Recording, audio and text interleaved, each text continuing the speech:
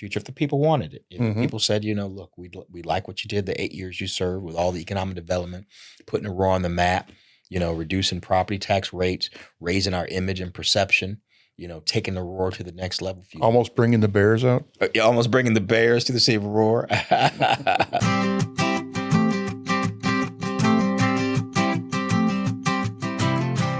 At this time, I'd like to introduce our special guest. As a young man, he served in the U.S. Army during Desert Storm and Desert Shield, and when he returned from the active duty, used the GI Bill to put himself through college and law school. After law school, he became a Cook County and then Kane County prosecutor. Serving his country in combat had a profound effect on him. He decided to dedicate himself to community service. At age 29, he ran for mayor of Aurora and lost. He ran a second time unsuccessfully as well. But instead of giving up, he then successfully ran for alderman, a post he served his community with distinction for 10 years. After serving as alderman, he again ran for mayor of Aurora and this time won. He served as mayor for 2 full terms until losing during the spring of 2025 consolidated election. In 2022, he also campaigned and ran for the top spot of Illinois as governor against a full field of 4 other Republican candidates. I could go on, as this man has a lot of history to share, and I'm sure he'll captivate you as he has me. So without further ado, let me introduce to you the former mayor of Aurora, Richard Irvin. Rich, welcome to CTC. Oh, well, thanks for having me, Jack. I appreciate the invitation, brother. Thank you. You've been an interesting character. I've known you for a while now, and you've done a lot of great things for the city of Aurora. You're young enough. You've got aspirations. So I'm certain a lot of people have a lot of interests, a lot of ideas about what Richard Irvin is all about and where he's going in the future. So let me ask you a few questions. Yes, sir. Go right ahead. I'd like to start with your past. Okay, you served our nation as an Army soldier. Okay, in the early '90s during the Gulf War, both Desert Storm and Desert Shield. Okay. As a combat vet, okay, you've been through a number of situations. Situations like that change a man. Okay, how do they affect you, and how do you carry that forward into your career? Well, let me just say that my service in the military was one of the most honorable things that I believe I've done in my life. And I can tell you, I didn't go in to the military with the idea that I was going to, serve and feel this honorable pride, in the United States of America. I love my country, like everybody does. But I didn't know that I was going to get that feeling. And you ask me, how did that time in the military affect me? Well, it created the foundation of who I am today. There was a particular time, let me just tell you a quick story, a particular time when I was in Saudi Arabia during the Gulf War where I thought I was going to die. Saddam Hussein was shooting Scud missiles in our direction. And there's one particular day, the first time a Scud missile was shot, near our area where we were living. Cobalt Towers became famous because later it was blown up by a Scud missile. Okay. This is the first time a loud siren went off that you could hear everywhere. This siren that just blared, and you could feel it on your skin and your bones. It just seemed to cut through your very soul. And as that siren went off, we were ordered to go in what's called Mop 4. That means we have to put on our gas masks, our suits, our gloves, and our boots. And we're ordered to lay on the ground with our M16s pointed in the air, not pointing anything at all. Mm-hmm. Just holding on to those things for dear life, almost like a security blanket. And the tighter I held, maybe, the more I might be okay. Your teddy bear, huh? Yeah, absolutely. With M16 rounds, 22 caliber rounds. That's a hell of a teddy bear. But as I lay there on that cold desert floor, it's cold as heck, and this time it was happening was, right before the crack of dawn. It was dark outside. You could see the air on your breath. It was so cold outside in the desert at night. It'd get down to 30 degrees at night, then 110 during the day. But as we lay there in this dark shadow, Scud missile was coming closer and closer, with this tail of light behind it, getting brighter and brighter. I lay there, my heart beating out of my chest, wondering something. Actually, there were 3 things I could remember like it was yesterday. The first thing was the sound of that siren blaring so loud that I could feel it in my very spirit. Second thing was the sound of my breath gasping for air in that gas mask as my heart beat out of my chest. The third thing I could hear was the sound of my own voice, wondering, is today the day that I'm going to die?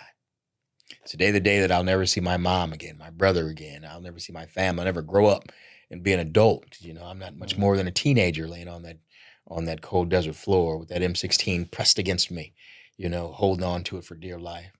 As I lay there with that dark shadow getting closer and closer, that tail of light getting brighter and brighter, you know, I had a conversation with myself. I had a conversation with God. Mm-hmm. I said, God, if I don't die today, I'm going to spend the rest of my life giving back. Not here in Saudi Arabia. This ain't where I'm from. We've got our own problems back in the United States. I got our own problems in Aurora. Back then, you know, crime was, you know, out of control in Aurora with murders happening, you know, every couple of weeks, it seemed. I said, I want to go home and fix things. If I don't die today, I'm going to give the rest of my life serving others. Just like I'm serving here now in the United States Army. I'll give the rest of my life serving others. Right at that moment, a Patriot missile, much thinner, you know, faster missile, comes up from the Allied side and hits that Scud missile, and bombs bursting in air, literally bombs bursting in air. And as that molten metal fluttered out of the sky like Fourth of July fireworks, you know, we wondered if there was some chemical fallout in this molten metal fluttering out of the sky. Eventually, what felt like hours, probably only minutes passed of laying on that cold desert floor. We got an all clear signal from the MPs in the area that there are no more missiles on the radar, no chemicals, no chemicals in the fallout, and we could recover. So we got up like nothing ever happened. Took off our boots, our gloves, our gas masks, our suits, packed them back up in our rucksacks, picked up our rifles and our M16s, and got on a transport van that we were waiting to take us to Dammam Port to engage in our mission. On that ride to Dammam Port on the transport van, I was staring out the window as the sun started to come up. You know, dawn started to kind of show itself in the sky. I'm looking out. I says, "Well, now God, I'm alive. Now I got to give back." And from that moment on, I've been spending the rest of my life putting myself in positions to serve and give back, you know, to make good on that promise that I made to that 19, 20-year-old kid laying on that desert floor in the middle of Saudi Arabia during the Gulf War. Wow. That's a powerful message. I mean, that defined you. It absolutely defined me, brother. It absolutely defined me. And so do you find yourself approaching things differently now than you would have as a young man because of how it affected you? It's like giving you strength, giving you character. Well, I can tell you this. You know, when I came back from the military, I was a different person. I knew this because my friends and family who didn't serve and who never left, you know, I got back there doing the same thing and thinking the same way and talking the same way. And I was walking different, talking different. You know, decided I wanted to go to college. Mm-hmm. Unheard of. You know, I grew up in the hood, man, low-income housing with a single teenage mom raising my brother and I. College wasn't in the cards for us, you know. Mm-hmm. My mom just wanted me to get a job working in the factory like she worked and like my grandfather worked. So when I came back and I was talking about going to college and eventually talking about becoming a lawyer, all that was because of the pride that I got, you know, serving in the military and the discipline that I got to be able to overcome an obstacle put in my path, you know, and the strength that I got to be able to march forward even, you know, in the face of adversity.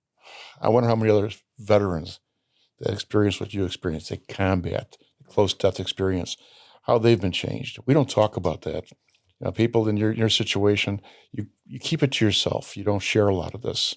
So people that don't experience that, they can't relate to it. Tell you what, man, I don't tell that story often, but when I've told it a few times amongst veterans, mm-hmm.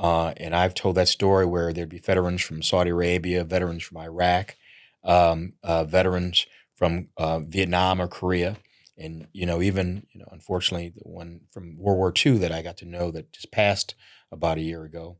When I told the story, you know, sometimes it would bring tears to a soldier or sailors or Marines, you know, eyes, or an airman's eyes, because they've been there. I had a guy mm-hmm. walk up to me one time. It was when I was running for governor, and it was down southern Illinois. It might have been Springfield. He walked up to me and he pulled me to the side. He said, "Hey, man, I remember those sirens. And I remember the first time I heard that siren, how embarrassed I was that I ran and tried to hide. And when I ran over children and women, and I just felt so embarrassed about it. And when you tell that story, it helps me to bring back the pride and strength of what I did and served in serving my, my country, my community. But I remember those sirens. And I remember when you tell that story, how it feels like yesterday, talking to a guy that served in Vietnam that said, he remembers, the sirens and the barrage of rounds and bullets just whizzing over his head, and the feeling that is today the day I'm going to die. Korea, talking to, older gentlemen that served in Korea that remember, what they had to go through. And maybe many veterans don't talk about it, but many of us are affected by it, and we think about it, and it defines us and makes us who we are today, especially those that are willing to continue to serve. Mm-hmm. I see that. I belong to American Legion Post in Lombard. I'm not a veteran. I'm what you call a son of the Legion. My father was a veteran, and this is one way to honor his memory. And a lot of the guys that I talk to in the post, they have similar stories. Not as pronounced, not like yours. Yours is a very unique story, that close to death. But a lot of them, they'll come to tears talking about the things they've experienced. Okay, they'll commiserate about the people they left behind, they lost when they served. They'll talk about that, and it has a profound impact. I mean, how can a person who takes life a little seriously, I mean, tongue in cheek, of course, but take a little seriously, how can you not feel sometimes almost overwhelmed by how life can affect us the way it has, particularly when you're so close to death sometimes? Absolutely, man. And all I can say is that I have so much respect for my fellow men and women who have served our country and who continue to serve. My daughter served in the Navy. Matter of fact, I remember when she went to college first. She went to college, she got done, and she's kind of flopping around a little bit, trying to figure out what she's going to do with her life. I said, maybe you ought to, go to the reserves. I told her, and in the Army, I was telling her.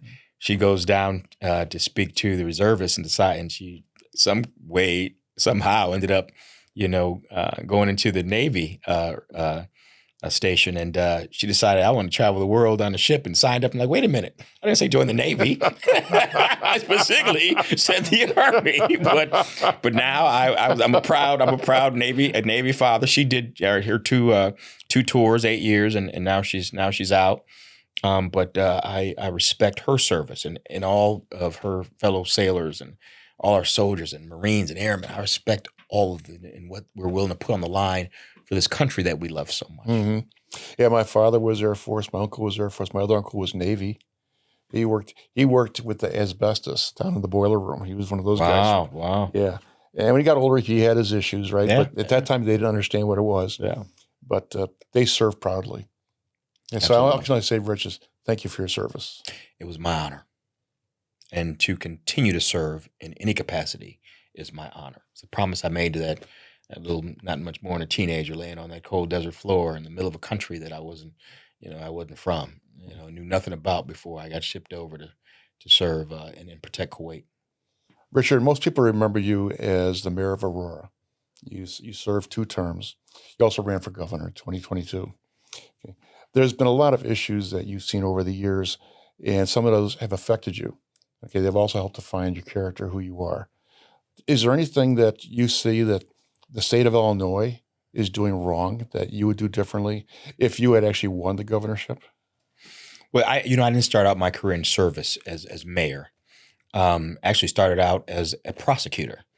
First in Cook County, large, one of the most coveted prosecutorial positions in the country, Cook County prosecutor. Then in Kane County, much smaller county.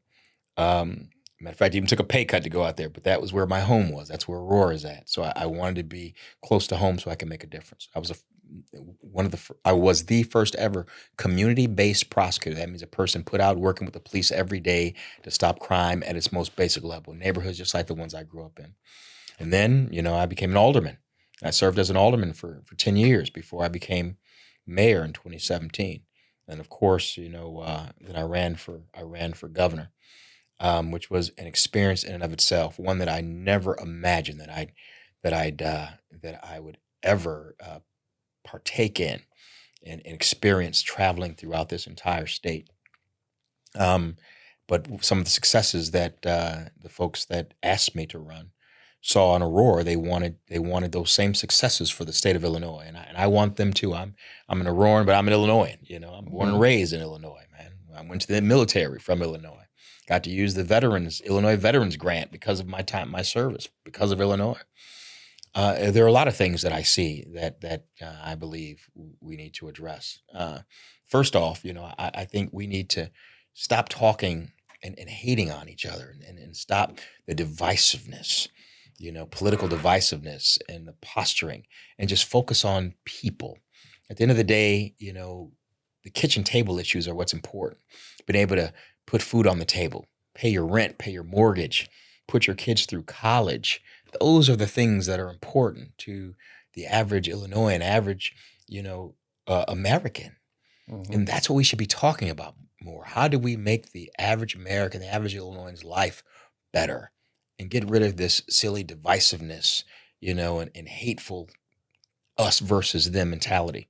There is no us versus them. There's only America. There's only the United States. We're in this together. I remember the feeling, and it was a terrible, tragic circumstance when the towers fell and the terrorist attack, where those airplanes flew, and we saw one tower fall, and the next tower fall, and the feeling that we got of our security just being taken away from us. But we're Americans, so we got past that immediately, and then we all came together. All of us, whether you're a Republican, whether you're a Democrat, whether you're Black, white, Latino, Indian, Asian, we became Americans, standing together to fight against this tyranny, this treacherousness, fight against the people that would hurt us. And I cared about you, my neighbor, even though you may not be my family, even though you may not, have the same religion or may not even be the same skin color, the same hair texture. I cared about you, my neighbor, because you're American just like me. I don't tan very well. Right. I've been working on my tan a couple of years. You're doing great. Well, thank you very much.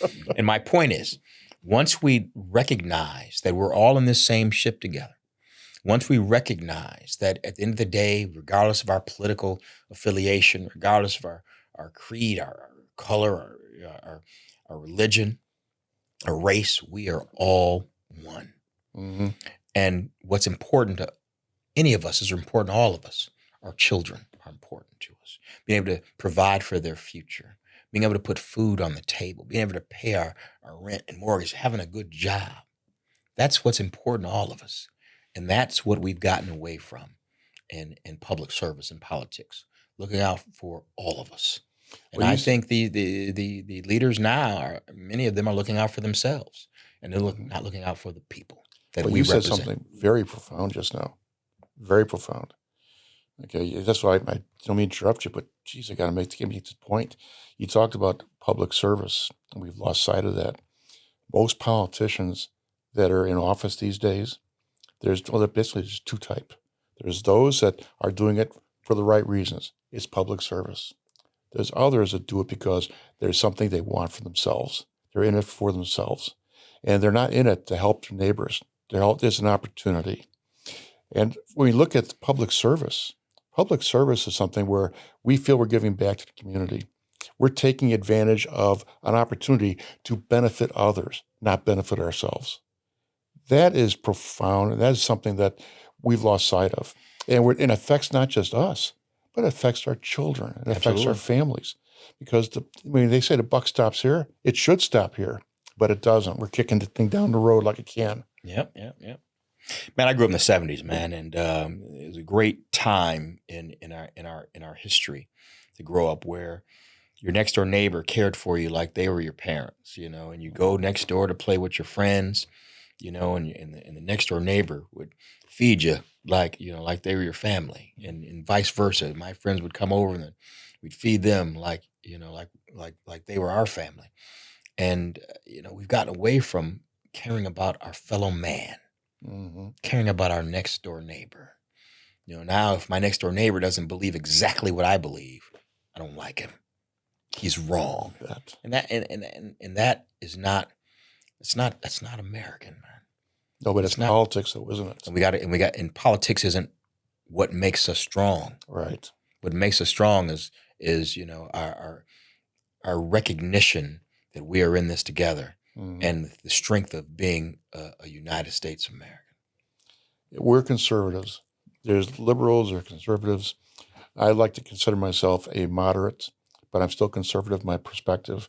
That means I look at the issues, I try to find solutions, not find a way to benefit. And when I look at politics, politics has made us divisive. We sit there, we can't talk amongst ourselves. The issues aren't, well, let's take transgender. Okay, I don't care what a guy does in his own house, but our children, those children need to be protected from making the mistakes that can disfigure them for life. Mm-hmm. And as an adult, as a parent, as a teacher, our role isn't what's politically correct. It's not a political agenda. It's protect the children, protect the family.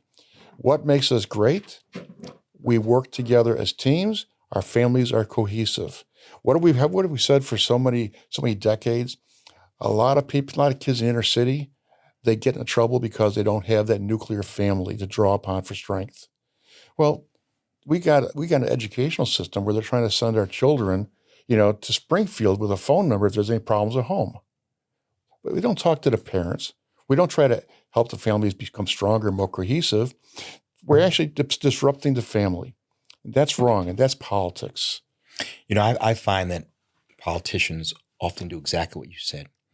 They talk about ideology, or they focus on these divisive issues so they don't have to address the real problems because they really don't know how to. They don't have a clue on how to make sure you can put your kid through college. You don't want to think about that. But I'll make sure, I agree with you that a boy shouldn't be able to go in a girl's bathroom. How often does that happen in our country, in our state, in our city? 0.0001%. But we spend more time talking about that than talking about how to make sure you can pay your mortgage or your rent, or put food on the table, put gas in your car. We spend more time talking about something superfluous that, doesn't actually affect the average American or Illinoisan. We spend more time talking about that than talking about the things that we need to do to address your issues. Education. How do we fix our educational problem? Let's not talk about that. Let's talk about a book. This book might have a word in it that I don't like. Let's burn this book. Let's get rid of it. Wait a minute, come on. Why are we talking about this book that can't jump up and read itself to you? Last time I look, you got to pick up a book and, flip through the pages. Kids aren't even reading anymore, but we're arguing over something silly and not focusing on the real issue. How do we educate our kids to be, a functional member of society and compete in a world economy for the future? We don't talk about those because the politicians really don't know how to address them. They're there for their own, individual issues and ideology, and they'll argue about silly stuff while not addressing the important stuff to the average everyday American. And unfortunately, the Americans get caught up in those silly arguments and the silly hate. And they say, all right, Americans, don't think about this important stuff right here. Let's talk about this silly stuff that really doesn't affect your life, but I'm going to let you weigh in on it. Let's talk about this stuff over here and not think about what's important, because I'm not really fixing your problems. I'm adding to them. Well, you would think like Mayor Brandon Johnson, educator. You think one of his primary goals right now would be to increase the reading capacity, the learning level of the average student in Chicago public school system. We got kids that enter college, they're reading at a 7th grade level, if that. They don't have the educational background to be more successful. We're not helping them. So people are losing focus. Even a person that should be focused on that, because that's his bread and butter, that's his bailiwick. He's not doing it. The first thing I did when I became mayor of Aurora was to have a meeting with all of our school districts. Now, Aurora, we have 6 different school districts that touch our boundaries, three that sit inside the city limits, and 3 that we bus out of our city limits based on school district lines. The first thing I did was create what's called the Education Commission, bringing all those school districts together, talking about what we need to do to work together to make a good, strong educational future for our young people. And it made a huge difference. Now, no matter where you go in Aurora, based on this coalition we built and sharing resources and ideas and best practices, you get a good education wherever you go.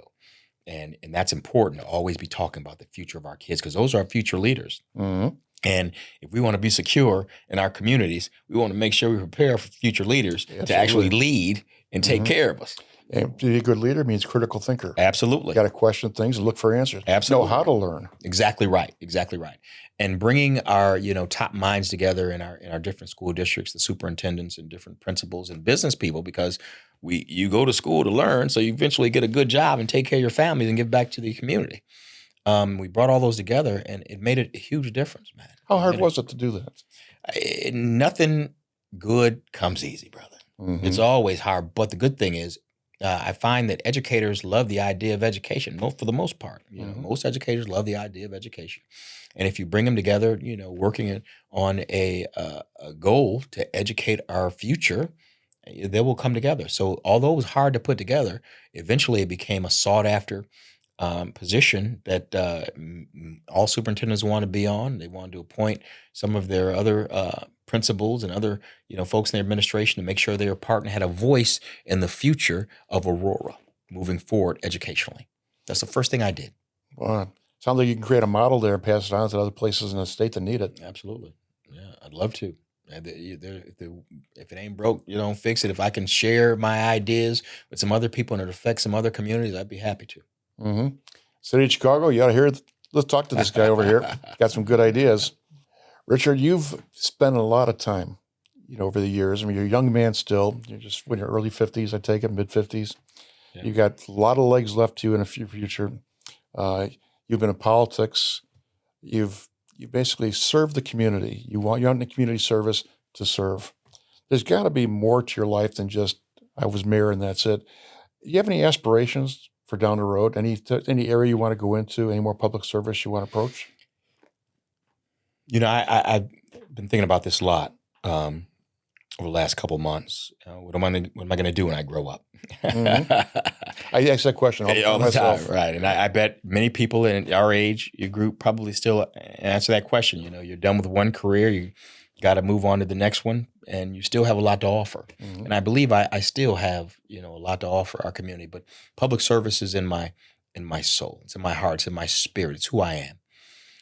I do it selfishly because it makes me feel good to make a difference. Mm-hmm. And I want to make a difference. I feel like I need to be making a difference. Look, we're only on this earth, if you think about it, man, for so few years, man. And if you look at history, when we talk about, when the pyramids were built 4,000 years ago, or the Romans were around 1,000 years ago, or, just think of Napoleon, or even World War II. My grandfather served in World War II in the Army.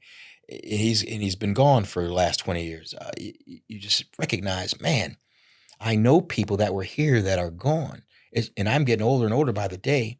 Somebody said, when you're 55, you may have about 25 summers left. Now that puts it in perspective. Mm-hmm. If I've only got 25 summers left, man, I want to make them count. I want to make a difference, So what am I going to do when I grow up? I'm going to continue to serve, and I will, and right now, I'm doing development, land development, construction, building residences and houses, multi-use and single-family residences, because there's a housing shortage in this country. Mm-hmm. I want to serve in that way. But I will get back into politics. Now, people know it as politics, but I think of it as community service.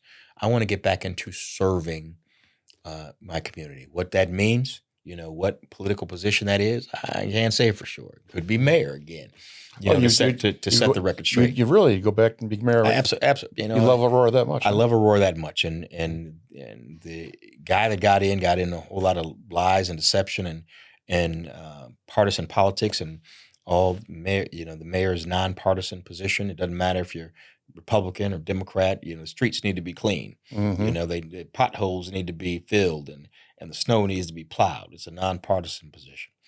And this person got in not knowing and caring about Aurora the way you should, because he's not from Aurora. And he's making terrible mistakes.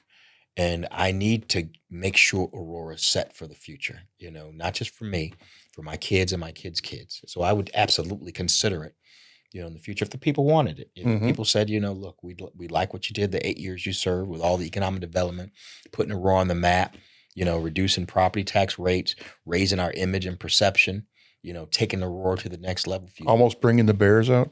Almost bringing the Bears to the city of Aurora, which was, an experience in and of itself. Hanging out with and talking to Kevin Warren and the Bears leadership.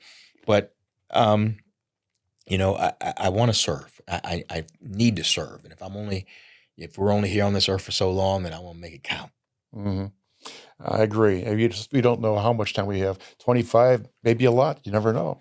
And that 25, you're lucky, Mm-hmm. But while I'm here, I want to make a difference, man. You betcha. Rich, it's been a pleasure. Thank you for taking the time to come out and talk with us. You've opened our eyes to a lot of different areas.